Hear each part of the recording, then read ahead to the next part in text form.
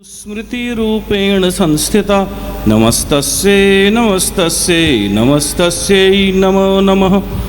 या देवी सर्वभूतेषु चितिरूपेण संस्थिता नमस्तस्यै नमस्तस्यै नमस्तस्यै नमो नमः। या देवी सर्वभूतेषु श्रद्धारूपेण संस्थिता नमस्तस्यै नमस्तस्यै नमस्तस्यै नमो नमः। या देवी सर्वभूतेषु मातृरूपेण संस्थिता नमस्तस्यै नमस्तस्यै नमस्तस्यै नमो नमः।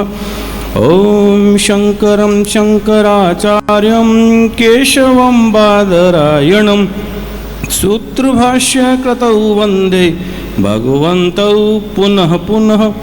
ईश्वरो गुरुरात्मेति मूर्तिभेदविभागिने व्योमवद्व्याप्तदेहाय दक्षिणामूर्तये नमः। दक्षिणामूर्तये नमः। ओम तत्सत्परब्रह्मणे नमः। भगवान श्री लालेश्वर महादेव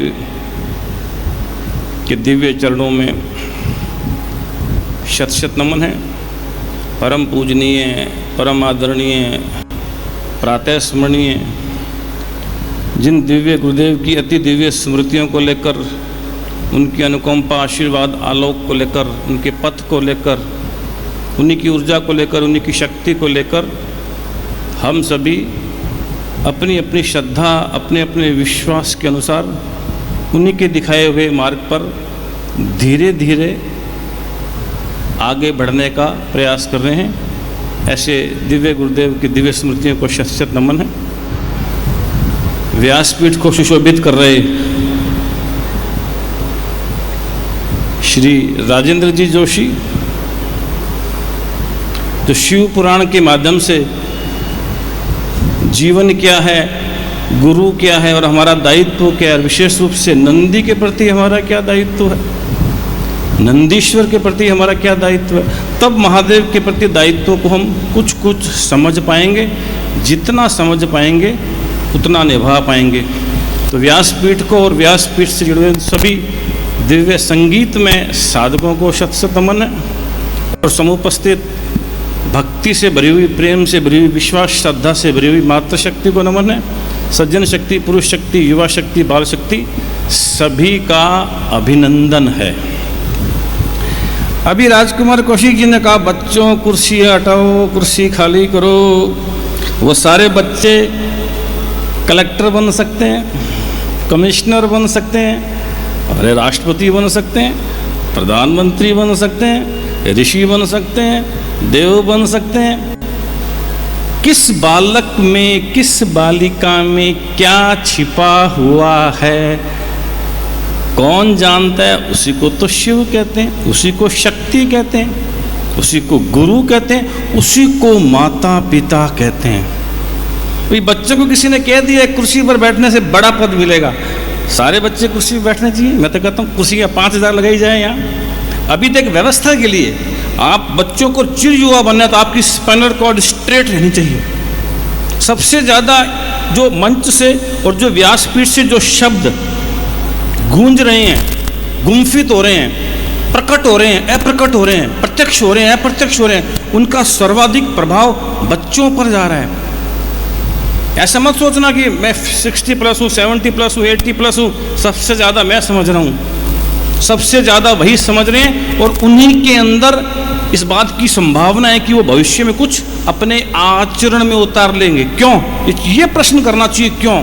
क्योंकि अभी उनका मन तुलनात्मक रूप से निर्मल है। अभी उतना मल उनके ऊपर नहीं आया जितना हमारे ऊपर आ गया।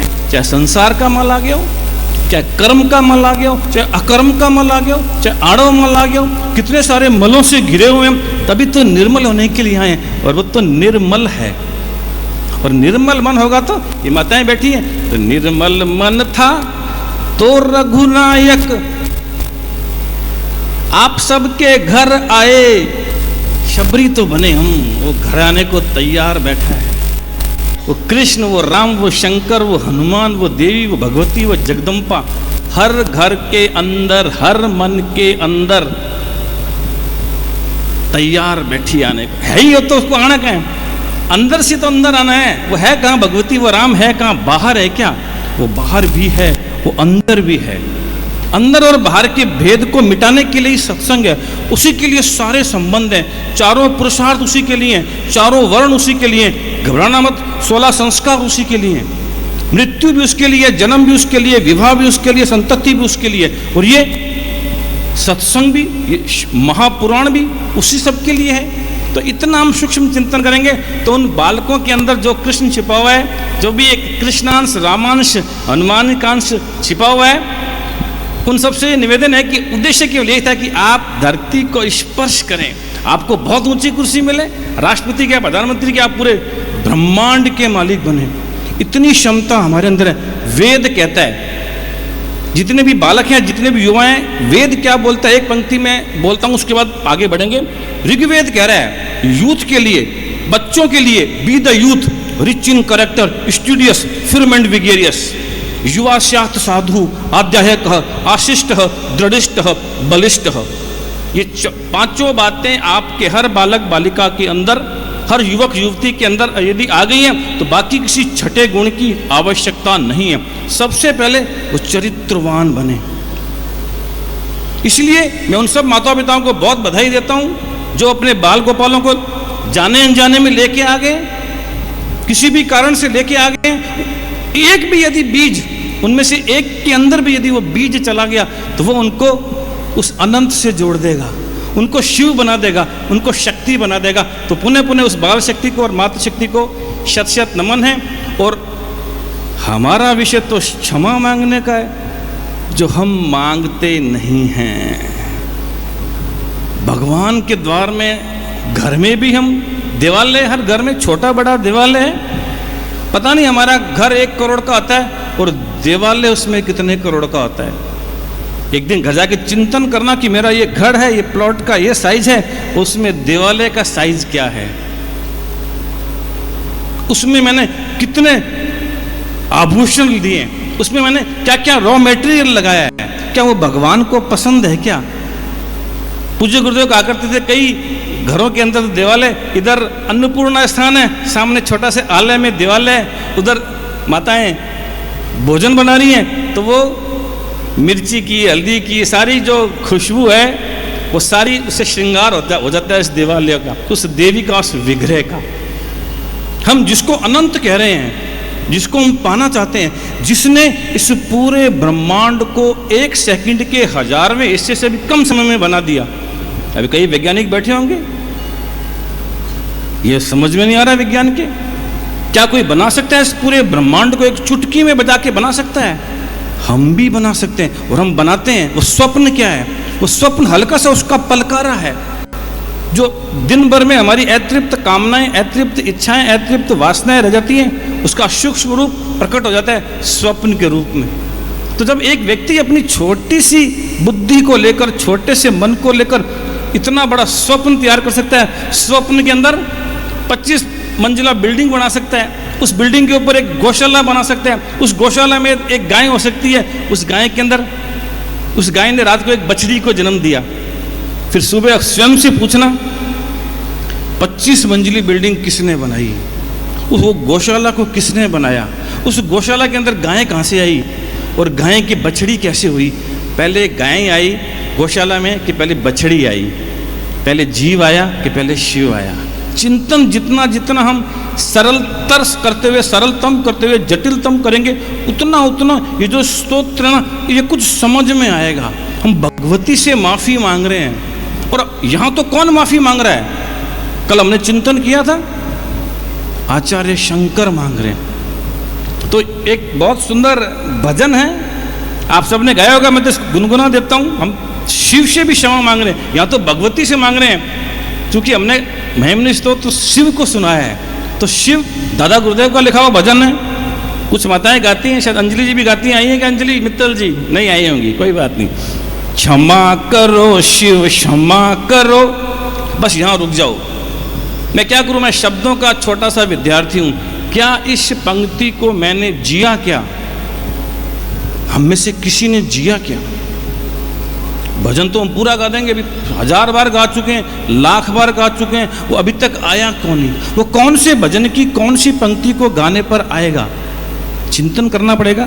क्षमा करो शिव क्षमा करो, कृतापराध को क्षमा करो, मम अपराध को क्षमा करो, क्षमा करो शिव क्षमा करो, मम अपराध को क्षमा करो। कितने अपराध हैं वो गिना रहे हैं बुद्धो। गर्भवास बालकपन में, प्रौढ़ावस्था यौवन में, गर्भवास बालकपन में, प्रौढ़ावस्था यौवन में, कृतापराध को क्षमा करो, मम अपराध को क्षमा करो, क्षमा करो शिव क्षमा करो। जागृत स्वप्न में निश दिन में, जागृत स्वप्न में निश दिन में, कर्म वचन और चिंतन में, जागृत स्वप्न में निश दिन में, कर्म वचन और चिंतन में, कृतापराध को क्षमा करो, मम अपराध को क्षमा करो। यज्ञ दान तप साधन में, ऐसा नहीं है कि मैंने यज्ञ करा दिया, दान कर दिया, तप कर दिया, अब क्यों क्षमा मांगू?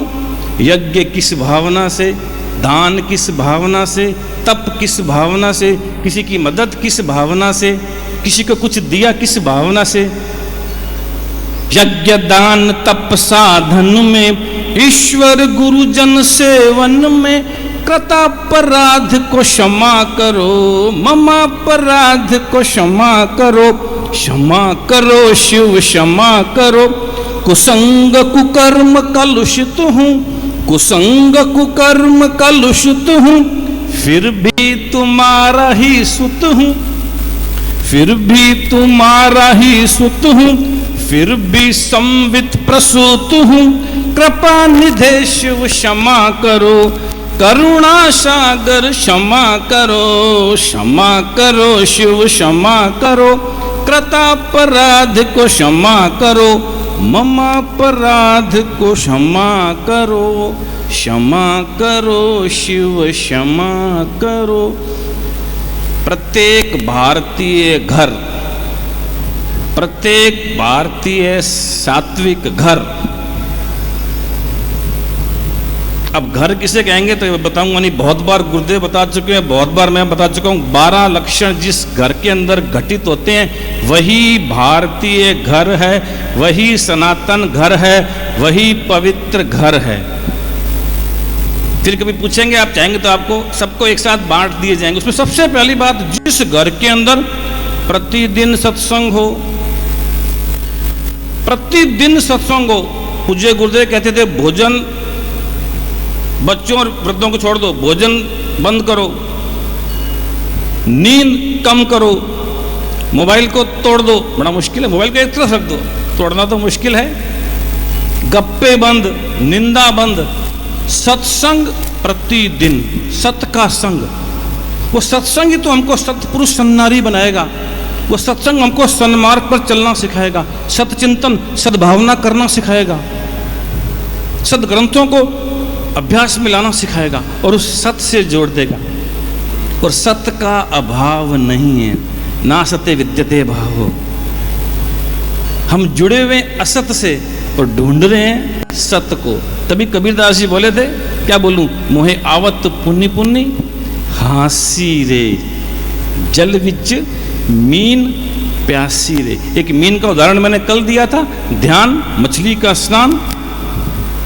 मछली को स्नान कर रही है मछली, और उसको निकाल के दोहरों पर रख दो जून के महीने में, आहा, ऐसा जैसा वो तड़फती है वैसा जिस दिन मैं तड़फूंगा, मेरा चित्त तड़फेगा, फिर मैं कोई भी भजन गाऊंगा, भगवती सामने आ जाएगी। मैं कोई भी अभिषेक करूंगा, भगवती आ जाएगी। मैं कोई भी कर्तव्य क्रम निभाऊंगा, भगवती आ जाएगी, भगवान आ जाएगा। वो तो किसी भी रूप में आ सकते हैं, वो बच्चों के रूप में भी आ सकते हैं। हम ओळख पाएंगे क्या? अभी यदि ईश्वर की अनुकंपा से, गुरुदेव की अनुकंपा से कोई देव पुरुष यहाँ आ जाए, ऋषि प्रज्ञा यहाँ आ जाए, ऋतंबरा प्रज्ञा यहाँ आ जाए, साक्षात शिव यहाँ आ जाए, कौन कौन ओळख लेगा, कौन पहचान लेगा? क्या वो पुरुष रूप में आएगा? क्या वो स्त्री रूप में आएगी? क्या वो बालक रूप में आएगा? किस रूप में आएगा? न जाने किस रूप में नारायण मिल जाए।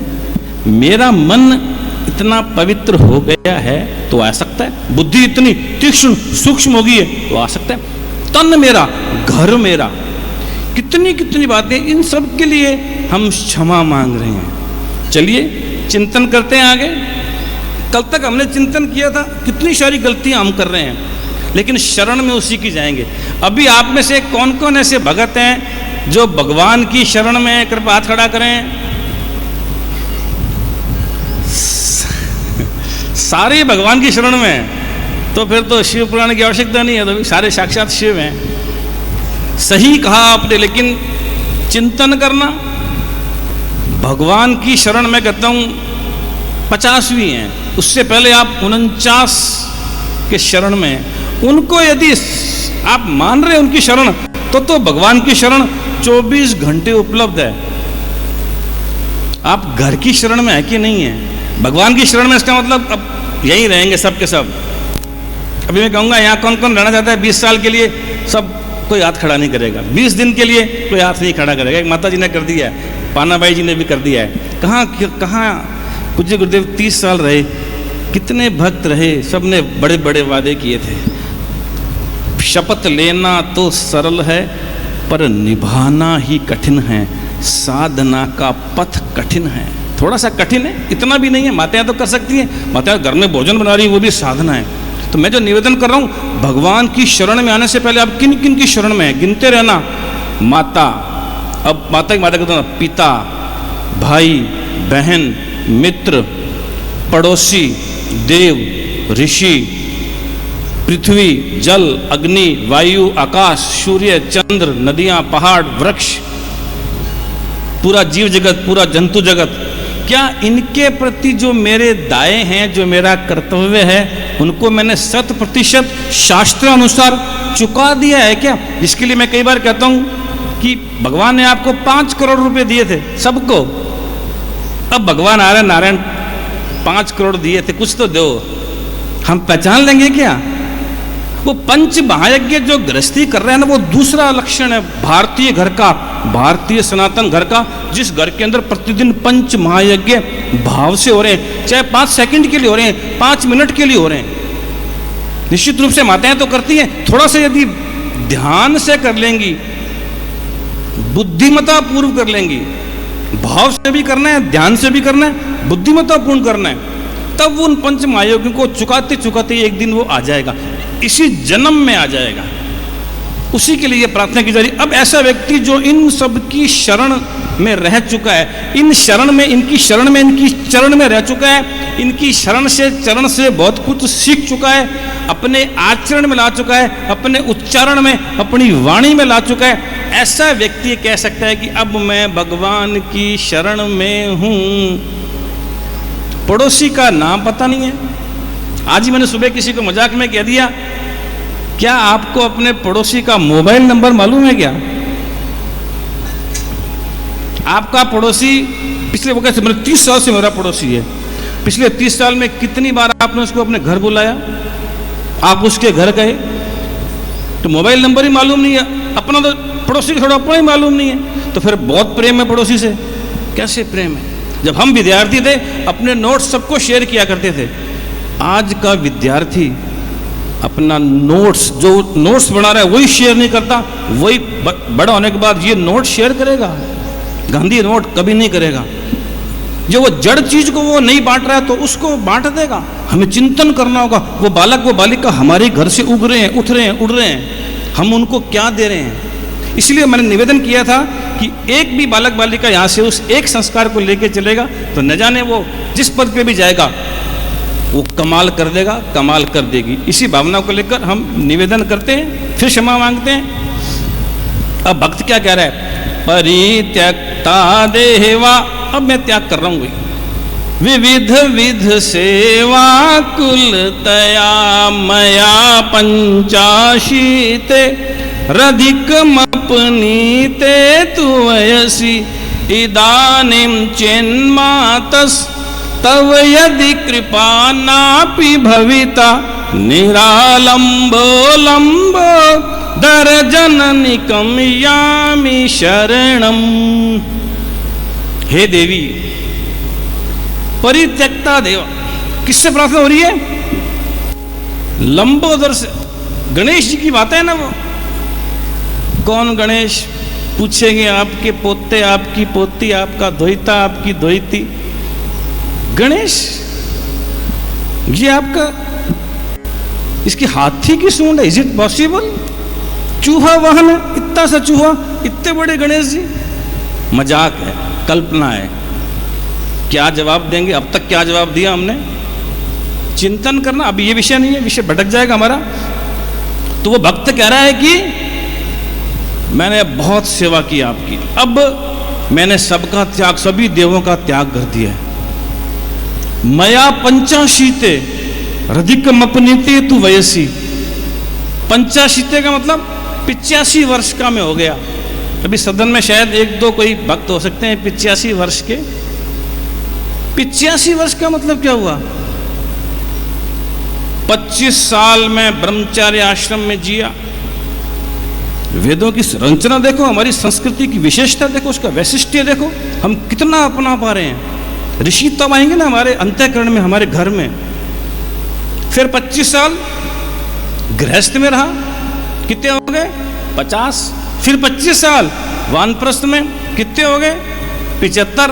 और उसके बाद भी 10 साल। हे माता, 75 और 10 85। 85 साल से मैं इतनी पूजा कर रहा हूं।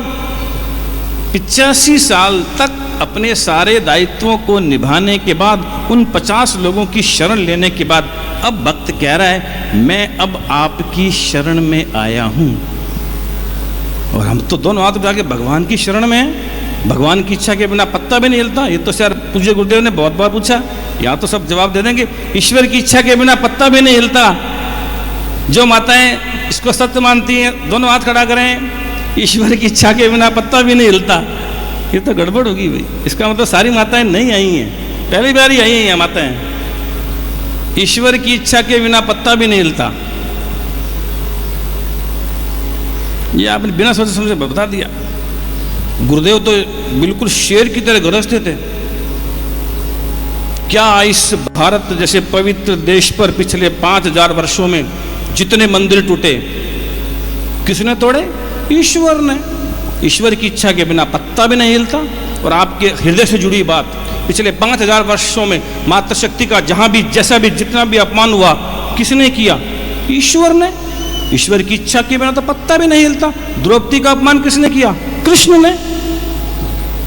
उसकी लाज बचाइए, अपमान किया। चिंतन करना, हम द्रौपदी किसको कह रहे हैं? हम कृष्ण किसको कह रहे हैं? हम कौन से भगवान को मान रहे हैं? हम अपनी कल्पना से भगवान को मान रहे हैं या अपने इस सोकांड बुद्धि को लेकर के हाँ ऐसा कोई भगवान होना चाहिए? ये सही है? ईश्वर की इच्छा के बिना पत्ता भी नहीं हिलता। किसके लिए सही है? जिसका हृदय मीरा हो गया है। क्या मेरा मन मीरा हो गया? मेरा हृदय मीरा हो गया? मेरी बुद्धि मीरा होगी? अब मुझ में कोई ऐसा नहीं है। कितनी सारी इच्छाओं को लेकर हम यहाँ आए हैं, और इच्छाएं गलत नहीं है यदि वो शास्त्रानुरूप हैं, यदि वो आपके वर्ण के, आपके धर्म के, आपके आश्रम के, आपके कुल के, आपके पारिवारिक स्थिति के अनुरूप है, तो प्रत्येक इच्छा का स्वागत है। ये देवी इसीलिए तो है, ये विग्रह इसीलिए, ये सारे देवालय इसीलिए, हमारी शास्त्रीय कामनाओं की विधिवत पूर्ति करने के लिए। ये थोड़ी हम सारी लिस्ट बना के दे देंगे, भगवान सारी पूरी कर देगा तो ही मानूंगा, तो ही मानूंगी, नहीं तो कोई नहीं मानसूं। तो ये सही है कि ईश्वर की इच्छा के बिना पत्ता नहीं हिलता, लेकिन यदि हम कह रहे हैं तो ये बिल्कुल गलत है, क्योंकि हमारे ऊपर इतने सारे ऋण पड़े हैं। अभी आप सब इतने बड़े हो गए लाखों लोगों के आशीर्वाद से। हमने उन लाखों के लिए कितने लाख रुपए लगाए? चलो लाख ज्यादा है, कम से कम 100 लोगों ने आपको इतना बड़ा किया है। तो हम अपनी खून पसीने की कमाई का कितना कितना उनको सप्रेम भेंट कर रहे हैं, सस्नेह समर्पित कर रहे हैं। लिस्ट बनाना कभी 100 की बहुत ज्यादा नहीं होती, मैं तो आपको 1000 की दे दूंगा लिस्ट। 1000 लोगों के परिश्रम, उनके त्याग, उनकी तपस्या, उनके बलिदान के कारण आज हम 50, 60, 70, 80 वर्ष के हुए हैं। उन सब के प्रति हमारा एक दाय है। तब समझ में आएगा ईश्वर कण कण के अंदर, यानी उन सब के अंदर है, घट घट के अंदर, यानी उन सब के अंदर है। और हमारे अंदर भी है, दिखता क्यों नहीं है? लोग प्रश्न करते, नई पीढ़ी तीखे प्रश्न करती है ना, यदि हर घट के अंदर भगवान है तो हर घट में कुविचार क्यों आता है? दो जवाब। कौन देगा जवाब? उनको जवाब देना पड़ेगा। जवाब तब देंगे जब हम अध्ययन करेंगे। इसलिए भक्त बार बार क्षमा मांग रहा है। तो वो कह रहे हैं कि मैं 85 वर्ष का हो गया हूं भाई, मया 85 रधिक मपनीते तू वयसी।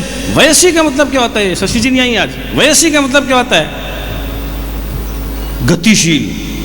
पक्षी, जीव को पक्षी भी कहा जाता है। हम सब जीव है ना, पक्षी भी हैं। पक्षी क्या करता है? पक्षी क्या करता है? उड़ता है कि गिरता है?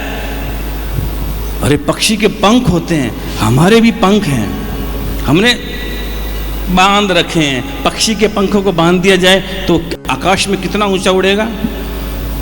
हमारे कौन से पंख है? चिंतन करना। थोड़ा चिंतन करेंगे, थोड़ा होमवर्क करेंगे, थोड़ा डायरी लेके आएंगे, एक पेन लेके आएंगे। नहीं तो निवेदन करेंगे मानव बोधन प्रन्यास सबके लिए एक एक डायरी, एक एक पेन उपलब्ध करा देगी, इस शर्त के साथ प्रतिदिन एक प्रश्न लिखना है, प्रतिदिन एक पंक्ति लिखनी है। दिन भर में मैंने क्या अच्छा किया वो लिखना है, मुझसे क्या गलती हुई है वो लिखना। आपको लगेगा एक महीने के अंदर मेरे व्यक्तित्व में कितना परिवर्तन आ गया है। अब पन्ने पलट कर देखेंगे, 20 दिन पहले मैंने एक गलती की थी, अब नहीं करूंगा, अब नहीं करूंगी। ये डिटर्मिनेशन करके अगर आप लिखोगे तो मजा है। नहीं तो हम कितने शब्द लिख चुके हैं अब तक, करोड़ों शब्द लिख चुके हैं, करोड़ों शब्द बोल चुके हैं, करोड़ों शब्द पढ़ चुके हैं। मुश्किल से 15-20 शब्दों को जी रहे हैं। इससे ज्यादा कोई जी रहा हो तो मैं उसके चरण छूना चाहूंगा। आप सबसे सरल शब्द है जिसकी हम बात कर रहे हैं, क्षमा। इसको जी रहे हैं क्या हम? कहां जी रहे हैं? गृहस्थी का आधार है, गृहस्थी का दूसरा आधार है प्रेम, उसको हम जी रहे हैं क्या? तीसरा आधार है त्याग, उसको हम जी रहे हैं क्या? चौथा आधार है श्रद्धा, उसको हम जी रहे हैं क्या? और जी रहे हैं तो आप निश्चिंत मान के चलिए कि भगवान, आप वो सुदर्शन चक्रधारी आपके घर के अंदर आया हुआ है, आप ओळख नहीं रहे हैं। और नहीं तो जिस रूप में आप चाह रहे हैं उस रूप में भी आ जाएगा। अपनी श्रद्धा को, अपनी साधना को तीव्र करते रहिए,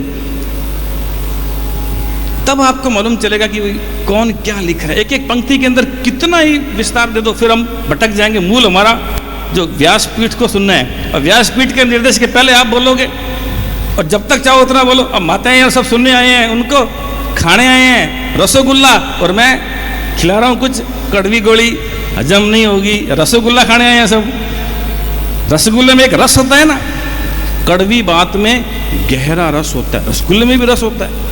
उस कड़वी गोली को खाना हमने सीख लिया तो जीवन में कभी बुखार नहीं आएगा, न मन का बुखार न तन का बुखार, कोई बुखार नहीं आएगा। हम आनंद से भर जाएंगे, क्योंकि हम आनंद से भरे हुए हैं, हम प्रेम से भरे हुए हैं, हम पवित्रता से भरे हुए हैं।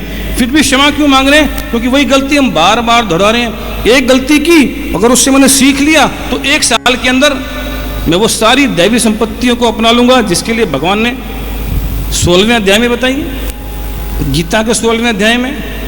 तो यहाँ भगत क्या कह रहा है कि अब मैं 85 वर्ष का हो गया, अब देवी, अब हे शिव, अब मैं तेरी शरण में हूं। तब जाके वो भगवती उसको उसकी पात्रता के अनुसार, उसकी श्रद्धा के अनुसार उसकी पिछले जन्म की फाइल खोलेगी ना, इस जन्म की भी, पिछले जन्म की भी, और जो उसकी पात्रता है वो उसको तुरंत दे देगी। कैसे देगी, कब देगी, उसका एक अलग नियम है। इसलिए तो वो भगवती है, इसलिए तो वो भगवान है। वो देती अवश्य है, जो बोएगा वही पाएगा। देर नहीं, गुरुदेव कहते थे कि वो फ्रैक्शन ऑफ सेकंड भी नहीं लगता। मैंने कल भी निवेदन किया था, आग में हाथ डालूं, मैं डालूं, आप डालें, एक शिशु डाले, एक विदेशी डाले, एक चरित्रवान डाले, एक चरित्रहीन डाले, अग्नि का एक धर्म है, वो जला देगी उसको, एक सेकंड भी नहीं लगेगी। और सच, हम में से कोई भी सच बोले, सच बोलते क्या होता है, अंदर से एक मिठास का अनुभव होता है। आज मैंने सच बोला, आप किसी की जान बचाओ, कितना एक आनंद का अनुभव होता है। और आप किसी के प्रति गुस्सा करो, अंदर वो भगवती मुरझा जाती है, वो भगवती निराश हो जाती है, वो रोने लगती है। चाहे गुस्से वाली बात हो, तभी तो क्षमा है ना। मजे की बात तो ये है, क्रोध वाली बात पर हम क्रोध ना करें। जब बहुत भूख लग रही है तब हम व्रत करें, जब इंद्रियां बिल्कुल बाहर निकलना चाहती हैं युवावस्था में, यौवन के अंदर, तब हम उन पर अंकुश रखें। वो असली साधना है, वो असली तपस्या है। तब विवेकानंद निकलेंगे, तब संतों की गैलेक्सी निकलेगी। और इस देश से निकली है ऋषियों की नहीं, ऋषिकाओं की, खाली ऋषि थोड़ी है। संस्कृति को बचाने में जितना योगदान ऋषियों का है उतना ऋषिकाओं का है, उतना मातृशक्ति का है। और इस कलयुग के अंदर तो आज भी संस्कृति को बचाने का ठेका कहता हूं मैं तो। आप ठाकुर है, सब ठेकेदार हैं संस्कृति को बचाने का। वो डिटर्मिनेशन पावर आपके अंदर है, बस हम उसको इस्तेमाल कितना कर रहे हैं। इसीलिए बार बार हम निवेदन कर रहे हैं कि स्वागत है हमारी प्रथम कुल गुरु कह सकते हैं, आपका स्वागत है। तो अब वो व्यक्ति कह रहा है कि भाई मैं 85 साल का हो गया हूं, अब ईश्वर भगवती अब मैं तेरी शरण में हूं, अब जैसी मेरी पात्रता है तो उसके अनुसार मेरा कल्याण कर, क्योंकि भगवती तू तो सबका कल्याण करती है। जब कोई जीव मात्र कुक्षी में होता है तब भी रक्षा कौन करता है, और जब जीव डेथ बेड पे होता है तब भी रक्षा कौन करता है? डॉक्टर तो कहते हैं हम रक्षा करते हैं, माता पिता कहते हैं हम रक्षा करते हैं, ये पर्यावरण कहते हैं हम रक्षा करते हैं, देव कहते हैं हम रक्षा करते हैं, ऋषि कहते हैं हम रक्षा करते हैं। वो भगवती मुस्कुराती है, जैसे नंदी मुस्कुराया था ना, मैंने पहले दिन निवेदन किया था, नंदीश्वर देवता मुस्कुराए तो उनकी हर दांत के ऊपर महिम्नः पारंते। तो वो जो जीव है ना वो शिव का अंश है, वो समझ क्यों नहीं पा रहा?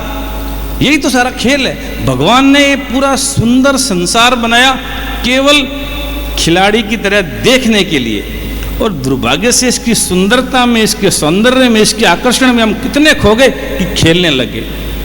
खेलना नहीं है, देखना है संसार को, हर संबंध में रहते हुए, हर संबंध को निभाते हुए। वो तो भूमिका दी ना, संसार एक बहुत बड़ी नाट्यशाला है। जो भगवान ने मुझे पद दिया है, मुझे जो रोल दिया है, मैं उसको मेटिकुलसली निभाऊं, मैं इसको सिंसियरली निभाऊं, मैं इसको बड़े प्रेम से, आदर से, संपूर्णता से, समग्रता से, एक मर्यादा को लेकर, एक लक्ष्य को लेकर निभाऊं, तो मैं प्रतिदिन प्रतिपल उस लक्ष्य की तरफ बढ़ पाऊंगा जिसके लिए मुझे कृपा करके उसने भगवान ने जन्म दे दिया।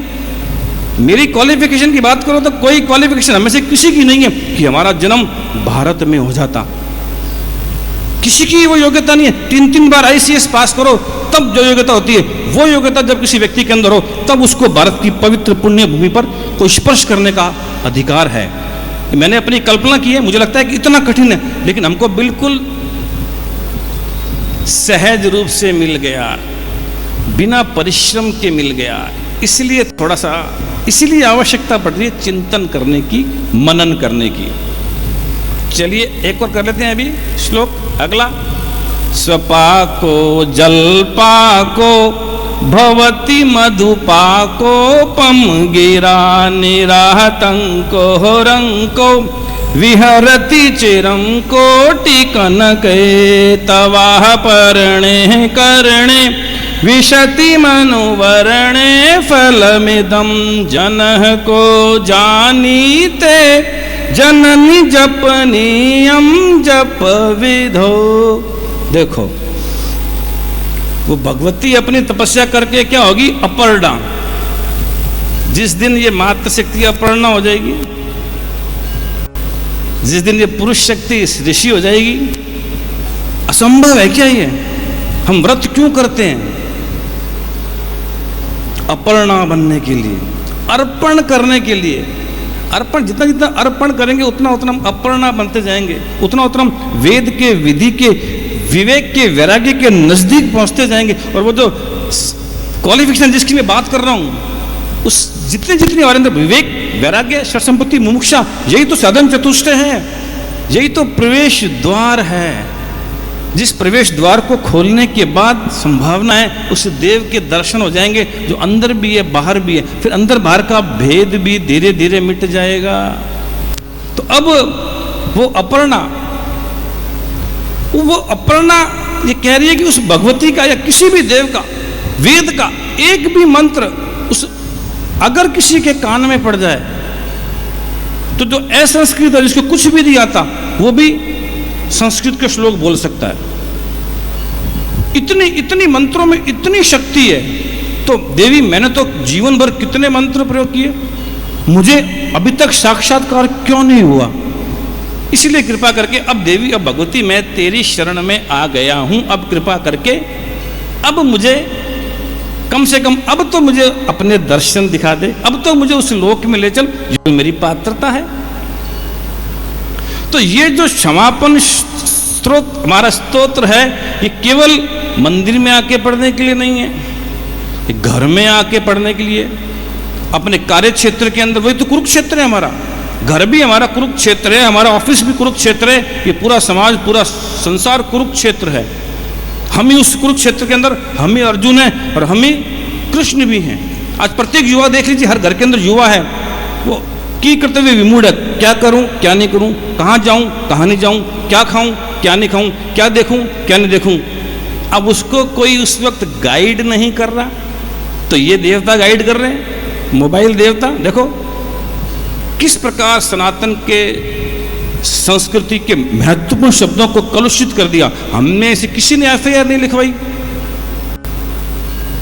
देवता कहां देवता, और हमने कह दिया मोबाइल देवता, गूगल देवता, और बड़े कॉन्फिडेंस के साथ हम भी कहते हैं, क्योंकि मालूम ही नहीं है कि गूगल और देवता में कितना अंतर है। देवता जो 24 घंटे दे रहा है, जैसे धरती, केवल आप सब धरती के रूप में, मां को भी धरती कहा गया है ना, कितना देती हैं आप पता ही नहीं है, पुरुष को तो पता ही नहीं है। जिस दिन पता चल जाएगा उस दिन वो भी नतमस्तक हो जाएगा। और पुरुष क्या देता है, ये जिस दिन स्त्री को मालूम चल जाएगा तो उसको मालूम चल जाएगा कि क्यों पुरुष स्त्री का भेद मिटाने के लिए विवाह होता है, कितना कितना त्याग करती है स्त्री। फिर चिंतन करेंगे, अभी विवाह विषय नहीं है हमारा, अभी परिवार विषय नहीं है, अभी तो हमारा विषय शिव महापुराण से पहले कुछ क्षमा मांग लेना है, क्योंकि शिव महापुराण को सुनने की पात्रता हमारे अंदर उतनी नहीं है। हमको लगता है कि यहाँ अभी टिकट लगाते हैं, यहाँ 500 रुपये। एक हास्य की बात कर देता हूँ, कितनी माताएं आती, कितने, चलो पुरुष तो एक भी नहीं आते, 500 रुपये की टिकट दिगाड़ी। हाँ बैठे बैठे माता की माता हाथ खड़ा कर रही है, माता भोली होती है ना, वो तो सारी बातें मान लेती हैं। अब आप ये मान के चलो कि टिकट लगी हुई है कुछ, वो टिकट क्या है, वो मेरी पात्रता है, मेरी सहृदयता है, मैं अपनी विनम्रता को लेकर इस यहाँ पर उपस्थित हुए, तो हम कुछ ना कुछ लेके जाएंगे। हमारी झोली को, चाहे भरी हुई झोली, उसमें और भर जाएगा, वो प्रेम की कुछ बूंदे बढ़ेंगी, ज्ञान की कुछ बूंदे निश्चित रूप से बढ़ेंगी। आप कुछ कल की तुलना में सहज होंगी, सरल होंगी, शांत होंगी, सुखी होंगी, समृद्ध होंगी, चरित्रवान होंगी, मर्यादित होंगी। आपका पति के प्रति प्रेम बढ़ जाएगा, पति का पत्नी के प्रति प्रेम बढ़ जाएगा, आपस में भाई बहनों का प्रेम बढ़ जाएगा, यदि हमने ध्यान से कथा के किसी भी अंश को सुना, हृदयंगम किया, हृदयस्थ किया, आत्मस्थ किया। इसलिए मैंने निवेदन किया था, बालक बालिकाओं को अवश्य लाएं।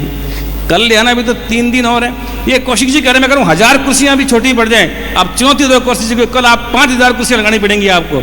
देखते हैं कौन जीतता है, मानव बंधन प्रयास जीतती है कि आप जीतते हैं। कल यहाँ पर 5000 कुर्सियां होनी चाहिए। क्या ये असंभव है क्या? क्योंकि अभी भी हमें पूरा मालूम नहीं ना कि सत्संग क्या, विमर्श क्या, शिव महापुराण क्या।